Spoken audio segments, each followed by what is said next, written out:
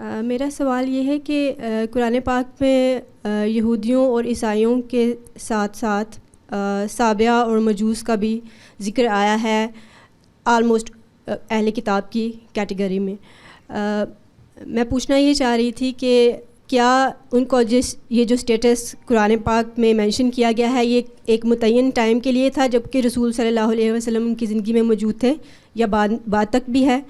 اور اگر ان کا اسٹیٹس یہ تھا تو کیا ان سے ریلیونٹ یہ اسٹیٹس کسی باقی اقوام کو بھی دیا جا سکتا ہے، جیسے کہ بعد کے سلاطین میں سے کچھ نے، جیسے کہ محمد بن قاسم جب آئے سندھ میں تو انہوں نے ہندوؤں کی جو برہمن کاسٹ تھی اس کے پیشواؤں کو بھی اہل کتاب میں شامل کیا اور ان سے جزیہ لیا اور ان کو پروٹیکشن دی.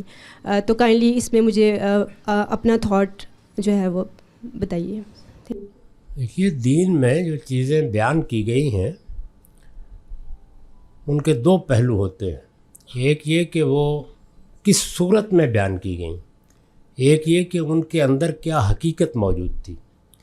حقیقت کو کبھی معنی سے تعبیر کیا جاتا ہے، کبھی فقہی تعبیر علت کی اختیار کی جاتی ہے. تو جو رسالت مآب صلی اللہ علیہ وسلم کے زمانے میں قومیں تھیں ان کا ذکر تو صورت اور معنی دونوں کے لحاظ سے آ گیا. جیسے کہ آپ نے بیان فرمایا ہے، یہ پتہ چل گیا کہ مشرکین کن کو کہا جاتا ہے، کافر کون ہوتے ہیں.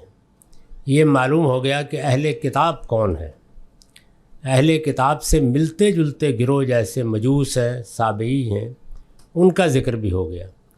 اب ظاہر ہے کہ حقیقت کو دیکھا جائے گا.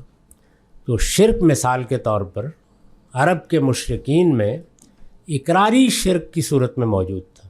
اقراری شرک کا مطلب یہ ہوتا ہے کہ آپ یہ مانتے ہیں کہ اللہ نے اپنی ذات میں یا خلق و امر میں کسی کو شریک ٹھہرایا ہے، اس حیثیت سے مانتے ہیں تو آپ کو مشرک کہا جا سکتا ہے. اسی طریقے سے اہل کتاب، یعنی کیا اللہ کی کوئی کتاب، اللہ کا کوئی پیغام نازل ہوا تو ہمیں یقینی طور پر اگر معلوم ہے تو وہ تو یہود و نصارہ کے بارے میں معلوم ہے. مجوس کے بارے میں اور سابعین کے بارے میں بھی یقینی طور پر معلوم نہیں ہے. تو وہاں پھر حقیقت سامنے رکھ کر ہم تحقیق کرتے ہیں. حقیقت کیا ہے کہ یہ بات واضح ہونی چاہیے، اور ظاہر ہے علمی اور عقلی دلائل سے ہوگی جب قرآن میں ذکر نہیں ہے کہ فی الواقع فلاں کتاب اللہ کی کتاب ہے یا فلاں شخصیت اللہ کی طرف سے منتخب کر کے پیغمبری کے منصب پر فائز کی گئی تھی. ابھی میں نے ویدوں کا ذکر کیا، تو یہ ہماری ایک رائے ہوگی. اس کو غالباً کے انداز میں پیش کرنا چاہیے، کیونکہ جو اجتہادی اطلاقات ہیں ان کے بارے میں حتمی دعویٰ نہیں کیا جا سکتا. اس میں ظاہر ہے کہ عملی فیصلے کرنے ہوتے ہیں. اب مثلا مسلمان آئے تو یہاں مشرکین بھی تھے اور توحید پرست لوگ بھی تھے. تو ان کو یہ فیصلہ کرنا تھا کہ اللہ کے جو ہدایات و احکام ہیں ان کا ہم کیسے اطلاق کریں گے یہاں کے لوگوں پر. انہوں نے ایک فیصلہ کیا اسی اصول کو سامنے رکھ کے. یعنی وہاں حکم دیا گیا تھا تو پیچھے ریشنل کیا تھا، کیا وہ یہاں پایا جاتا ہے؟ اگر انہوں نے محسوس کیا کہ پایا جاتا ہے تو حکم کا اطلاق کر دیا، حکم اپلائی کر دیا اس کے اوپر. تو ہم بھی دنیا میں یہی کام کرتے ہیں. اس میں غلطی بھی ہو سکتی ہے. مثلا مجھے اس سے اتفاق نہیں ہے کہ یہاں کے لوگوں کے بارے میں جزیے کا فیصلہ کیا جا سکتا تھا.